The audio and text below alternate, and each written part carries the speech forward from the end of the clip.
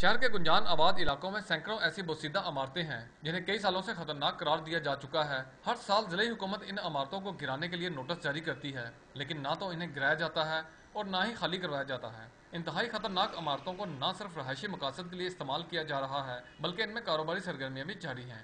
یہ پرانی بنی ہوئی پہلے ریزیڈینشیل ایریا تھے، وہاں انہوں نے کمرشل کر دیا بغیر اس کے، جناب انہوں نے مارکیٹیں بنا لی ہیں، گلیاں چھوٹی ہیں اور وہاں کمرشل پلازے بن گئے ہیں۔ وہ بلڈنگ چیک کرتے ہیں، لوگوں سے پیسے لے کے چلے جاتے ہیں، وہ معاملہ جوں کا توں ہی پڑا رہتا ہے۔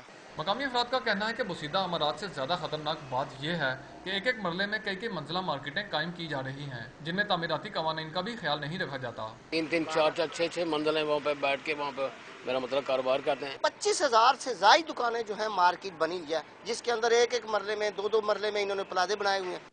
لوگوں کا کہنا ہے کہ مقامی حکومتوں کے نظام کے دوران شہر میں تیزی پکڑنے والی بلڈنگ بائی لاز کی خلاف ورزیاں بدستور جاری ہیں، جنہیں اگر نہ روکا گیا تو اندرون لاہور کی طرح شہر کا ہر حصہ خطرناک صورتحال اختیار کر جائے گا۔ کیمرامین شیر خان کے ساتھ رانا فواد، ڈان نیوز، لاہور۔